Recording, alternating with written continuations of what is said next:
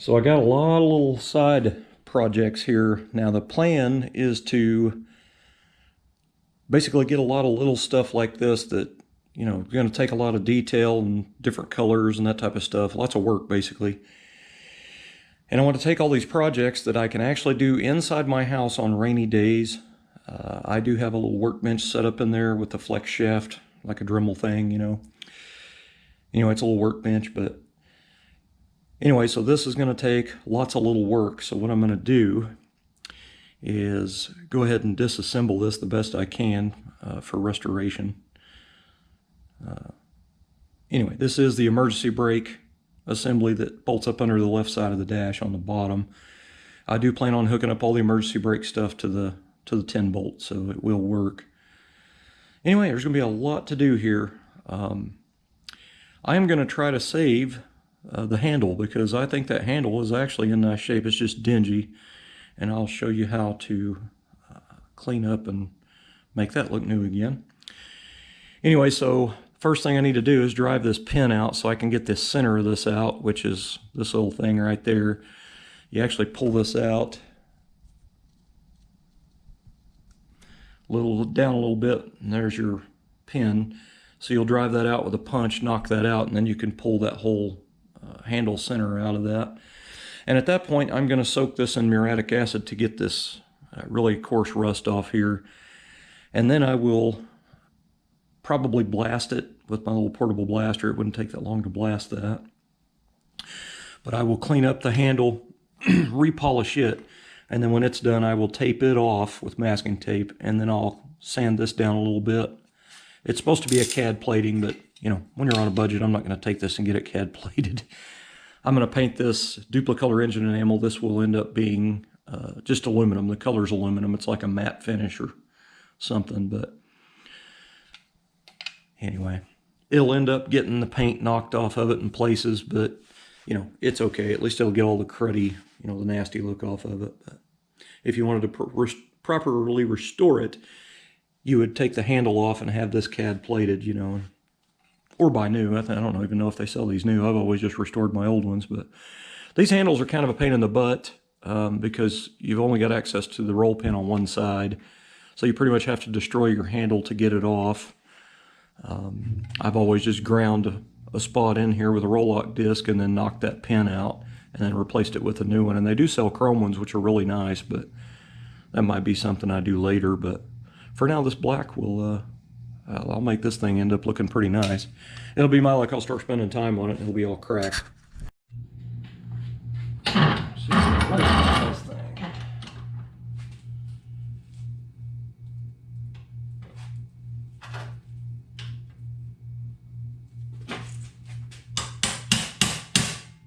Look at the dust fly out of that thing.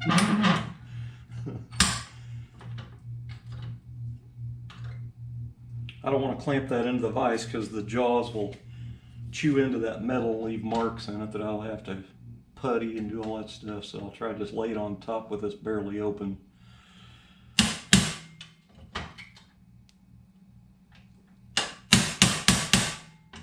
These things are always hard to get out.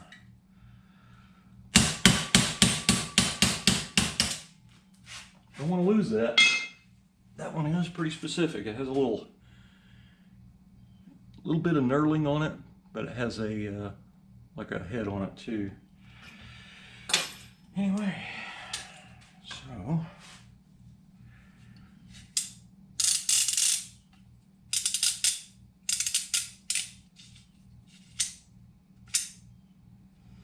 okay. So here's your handle after you get it out. Okay. Nice. Alright guys, so I got the emergency brake handle insert out with the handle on it. As you can see, that thing is, it's pretty dingy, pretty nasty. So what I'm going to do first, this is very important if you're going to try to clean up your original and repolish it. You want to get the dirt and all the gunk off of it first.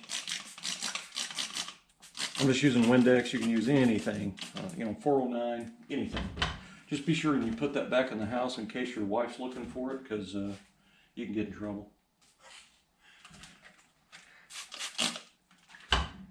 So now I'll use a toothbrush and I'll clean down here in this little grooves that are in that.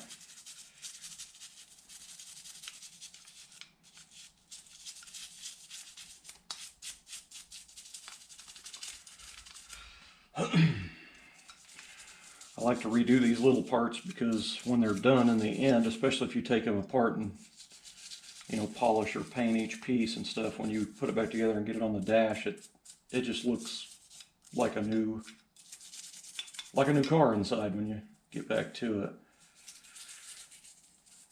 I don't know how many of these I've taken out of cars and they were just spray painted, everything spray painted, handle, everything. Luckily nobody's messed with this one too much. I like microfiber rags for this type of stuff. I go to the automotive section at Walmart and I just noticed recently that they had an end cap that had a whole bunch of these. It's a huge thick pack of them for like $9 and something. Of course this one's used, but they don't have the edge on them. But there's like 30 of them in there for 10 bucks. I mean, that's a heck of a buy, man. But they're perfect for, you know, little detail stuff like this. So anyway, after I washed it, it already looks better, but it's a little bit dull. Now here's something that I learned a long time ago that a lot of people, when I tell them this, they think I'm nuts. And this works. This works awesome, actually. I will use Mother's mag and aluminum polish on that plastic. Now normally what I do is I take a little piece of 4/0 steel wool and I'll get it, you know, pretty soft with that. Work it in there a little bit and go one direction with it. This will remove some of the really light scratches that go all kinds of different directions. So this will pretty much make it a little bit cleaner looking, with lines going one way anyway. I just pretty much go over the whole thing.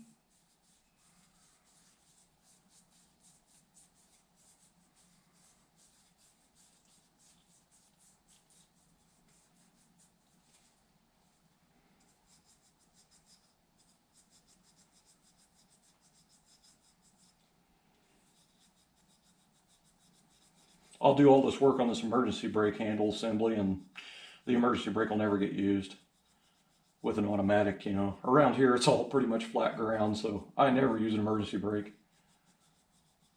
Unless it's a stick shift car, but this one's going to be automatic.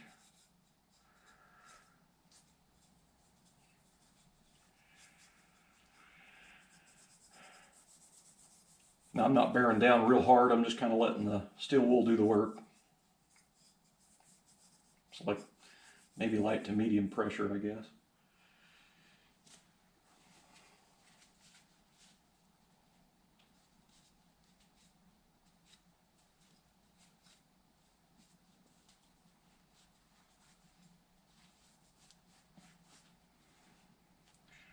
See how much better that looks? So now that I've got the brunt of the nasty off, now I'm going to go back with another piece of microfiber and going to get a little bit of Mother's on it. And go back and do it again. And this time I'm really going to put some pressure on it. One direction.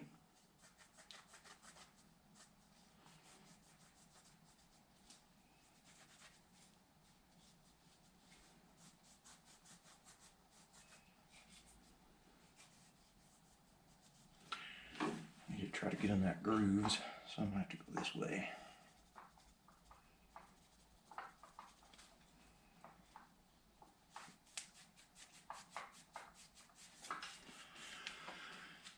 That Mother's mag aluminum polish, if you're restoring a G-body, this stuff works awesome on all your lenses, plastic lenses, taillights.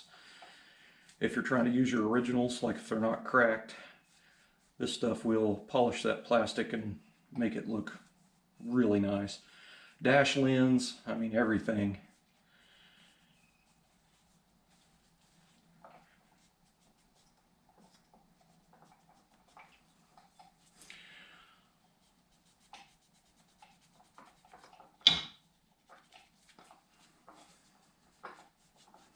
It's baby steps, man. All these little things like this. But this hangs down under the dash, and when you get in the car, you see it. So I like that stuff on that dash to look really, really nice, because when you're in the car driving, it's in your face. You know what I mean? All right, so I'll go back with another piece that's new. Get down in the grooves a little bit.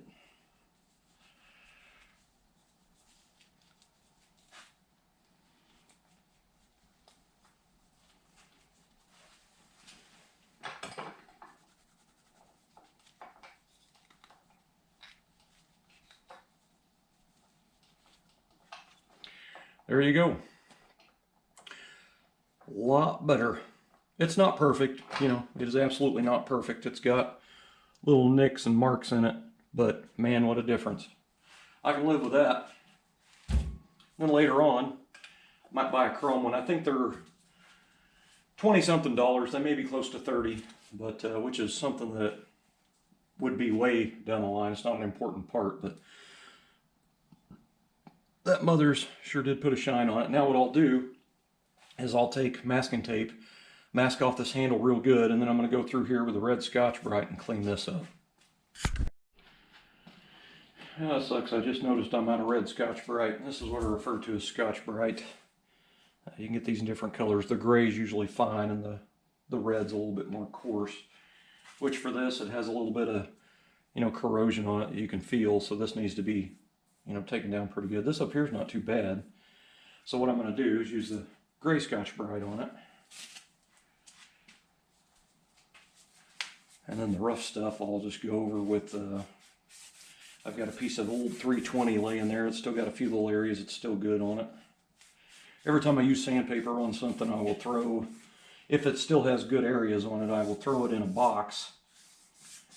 And then that way when I'm doing these little projects like this, instead of wasting a full brand new sheet, I will take those remnants and use on this little stuff.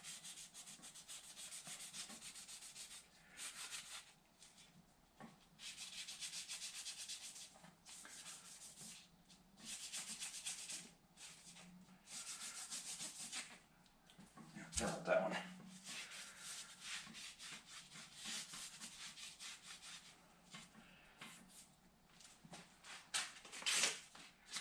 Got a little bit of rough corrosion down here. As you can see it coming off there too.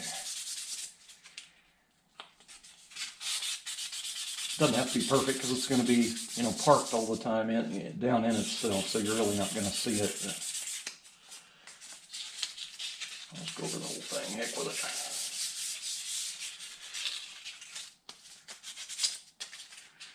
So to get down in the teeth right there, I'm just going to do this. This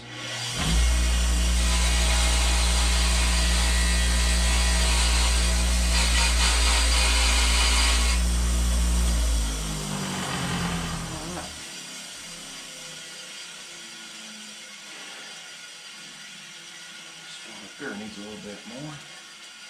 Right up around the handle.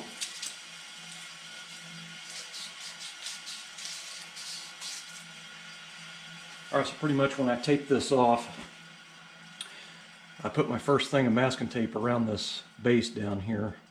But what I did was I left a little bit of overhang on it when I masked it off, and then I pushed the overhang down because, you know, that's squared off on the back.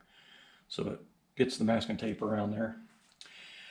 So now at this point, I can wax and grease remover this and pretty much paint it. So I'll put a rubber glove on, you know, throwaway painting glove, and hold on to it by the handle right there, and I will spray paint it like that.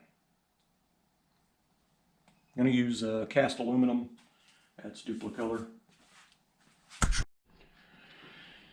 Alright guys, if you're doing little oddball projects, I always use a wax and grease remover like a prep sol before I paint anything, every time. And I tack rag stuff off as well. You can use paper towels, but the paper towels leave behind all that lint stuff, and if you don't tack rag it, you'll have crap all in your paint. Those microfibers I mentioned earlier, this is one of them that I've been using on aerosol wax and grease remover. This stuff's like $7 at O'Reilly's for an aerosol. It's perfect for these little odd jobs. Instead of taking the cap off of a can of it and pouring it on the rag and wasting quite a bit of it, I can spray just a little bit on this, like that. Just wipe that thing down.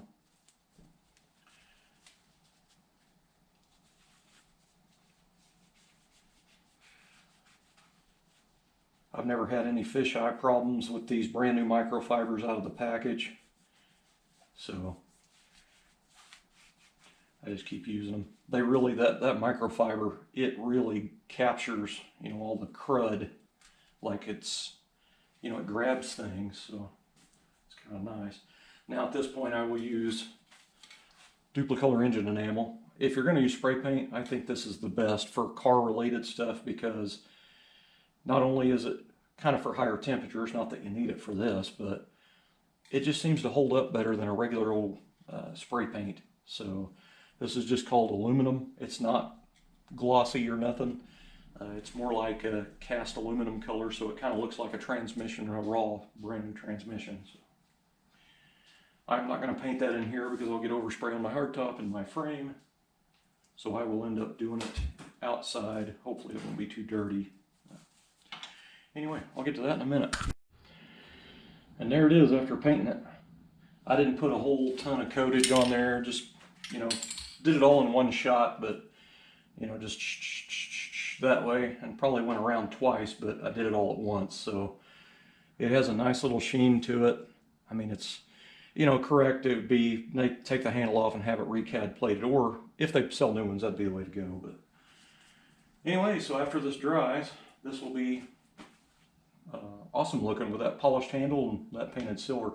Now the paint, it's not going to last, if you use it a lot, it's going to wear it off, but it's only going to wear off in the places that it, rides against metal. So it's pretty much, if you use it a lot, it's always going to stay bare metal in that spot. But it only really rusts when you stop driving the car and stop using it. So anyway, give me a little hook here, and then I'll hang this up. Slide it through there like that. We'll just hang it up somewhere, like maybe off my belts here. Painted my glove. I get my gloves at Walmart in the hardware area. They are, I don't remember the name of it. Dang it. Anyway, it's cheaper to buy them at the paint store, because if I can save a dime here and there, that's what I do. And these are actually pretty good gloves. You can use them for mechanicing too, but Venom Steel, that's what they are. They're industrial gloves. You can even give yourself a self-exam if you wanted to. Alright guys, so when I got this car home and I cleaned it all out and went through all the boxes of stuff, because this car was partially disassembled, this was actually in one of the boxes. And anyway, I just opened the trunk lid, and looking back in there you can see two Bondo worms. So, and they're about the same width apart. So I'm pretty sure that this is probably off of that car, and I think it's pretty cool. I'll get it in the sun here. You can see it's a little worse for wear.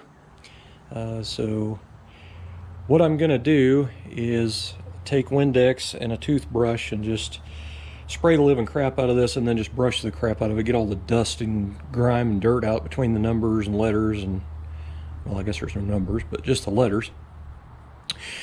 Anyway, I'm going to use some 4/0 steel wool with some mothers. Try to do this lightly to get the chrome brought back, and then I will wash it again with Windex and a toothbrush to get all that residue out of everything. And then I'm going to spray some, probably just some Krylon or something, matte black or something down in here and all around these letters, like the inside edges and everything. The only thing that's supposed to be chrome is that outer edge. So anyway, at that point, once I spray it, I will take a folded up piece of paper towel that's folded up into a lot of squares real tight. I'll put a little lacquer thinner on it, and I'll wipe it one direction, try to get it all off the chrome and leave the black. So it looks like it takes some countersink screws, some real little bitty ones. So I'm going to see if I can find some number 6s, maybe at Lowe's or something, countersink and stainless, and maybe those will work. But That'd be pretty cool. Go ahead and put it back on the car. I think that's pretty awesome.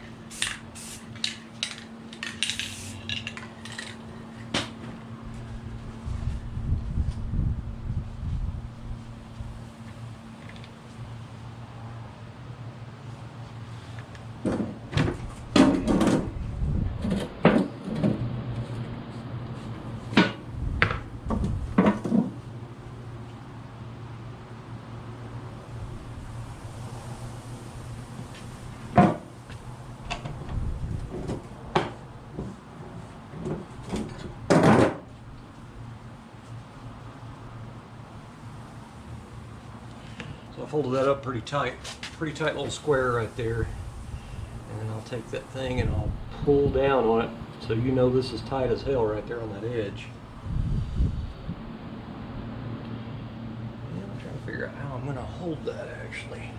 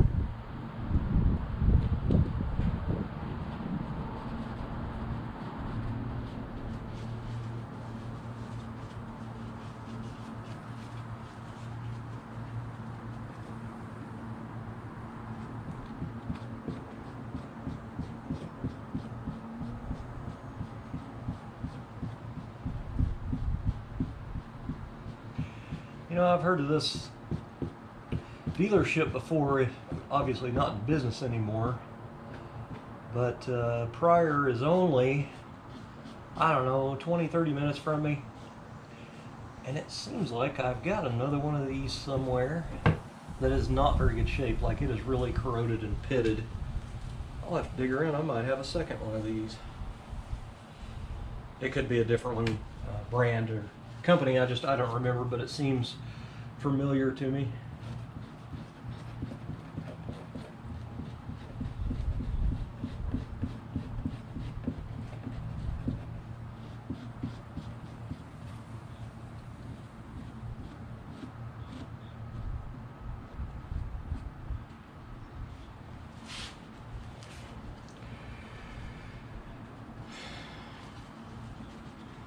Just more of that detail work that takes forever. Well, not really, but you got to really pay attention to what you're doing.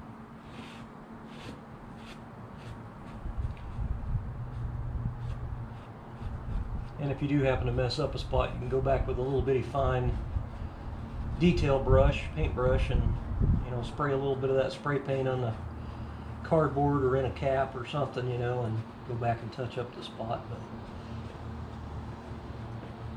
this doesn't have to be perfection because it's just a daily driver, and obviously the chrome's not brand new anymore. It's got a little age to it, but looking pretty good. I used to always take these off of them cars and weld the holes up, but since I'm going with that kind of original-ish on the build of the car, I thought it'd be kind of cool to put it back on there. The only thing I'm going to have to check is if those holes, existing holes, once I get all the paint sanded off the deck lid and get to the filler where they filled the two holes, if, big if, that is straight, or not straight, I should say, because it's probably crooked, I will weld up the holes and drill new ones.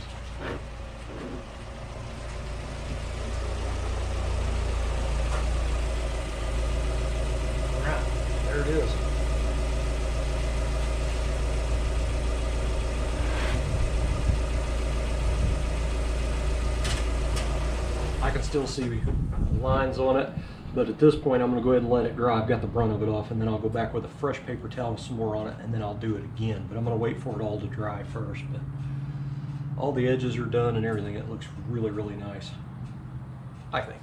I'm biased though. Well, I kind of wiped on it a little bit dry with just my t-shirt and my finger wrapped up in it. It's got a few little tiny pits in it, but it's pretty good. I think it'll work. Kind of cool. All right, guys, doing a little something here, and you know, you four-door guys might be interested in this, and also not necessarily four-door guys, but if you're planning on putting a lot of stainless steel hardware in your car, I'm going to show you something to watch out for, because you can get in trouble here. So, you know, I like to change out to stainless steel hardware. You know, it doesn't rust, and it looks nice. If you know, just kind of touch it to a buffing wheel, and you can get a nice shine out of it, and it'll keep it shine for a long time. So I've got this little slide tray of screws here. These are stainless steel, and they're just you know, a nice large-headed oval Phillips, but they're stainless. Now, normal stainless steel hardware is grade 2, so it is not very stout. So do not use that stuff, you know, for suspension, or, you know, something that has a lot of, you know, pressure or tension, or, you know, a high work area, basically. Anyway, now in the case of this is the rear door area of a four-door. Now they have these panels, these little covers that screw on like this. So now from the factory, it takes some Phillips screws, and I believe they're number 6, because I had to open up the hole a little bit. So I am changing it to number 8, because that's what these are, is just a number 8. Now, this is what you want to look for if you're going to drill holes for screws, not bolts, screws. You want to look for, like this, is a double layer. Like through where that screw hole is right there, that is a double layer of steel. So if you drill a hole in there, and you take a stainless steel screw, and you go to screw that in there, it will just tear the thread right off of that screw and just ruin it. So you basically want to, it would probably be fine just in a single layer of sheet metal, but when it's doubled up in a pinch weld like that, you definitely want to open it up. And I just use a regular number 8 Phillips screw. I like using these short ones because, you know, it's not real long where it'll break off in there. It's pretty short, so it's a lot stronger. This is actually a clutch head screw, and I've got a clutch head screwdriver here. But anyway, so I drilled these out to 1/8 inch. If you're using any number 8 screw, it takes an 1/8 inch drill bit. So anyway, I opened them all up, and then I basically cut the threads in there with this steel screw, because that steel is going to be stronger than that grade 2 stainless. But anyway, so it's basically just pre-threading it for the stainless steel screw. But these will end up, you know, after all these pieces are painted, it will just look a lot nicer, you know what I mean? So you may not even know, but they take 2 different kinds of cover plates here. It'll take a 3-screw cover right here, because they weren't on that side, if I remember right. I only had them on this side. Now there was a set in a pair in a box, but I ended up having an extra in a box of stuff I had that was nice, because one of them was dinged, so I changed it out and I blasted them. But this one will go on like that. But anyway, it's just a nice detail thing for hardware, because I'm a hardware junkie, you know, and I like having that stuff detailed out. Anyway, another little tidbit there. All right, guys, what I got here is a factory, still working. Well, it used to. It's been quite a few years since I tried it again, but this is a factory temperature gauge for a 56 Chevy car. 56 is electric. 55 was mechanical, had a capillary tube. Anyway, I do have the sending unit to put in the engine, so I'm going to hook up this. I am going to have a triple gauge pot under the dash with a temp gauge on it, but I really didn't want a dead gauge in the dash.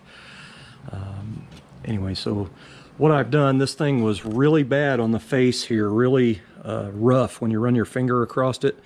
And I have these decal overlays that I got from LMC Truck for 55 to 59 Chevy pickup.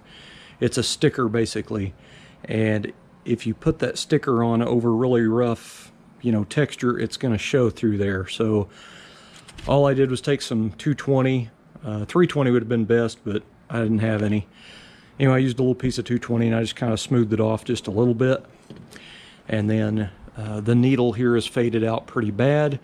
So if you're doing original needles in your 55 Chevy, the closest color you're gonna find is gloss celery green from Krylon.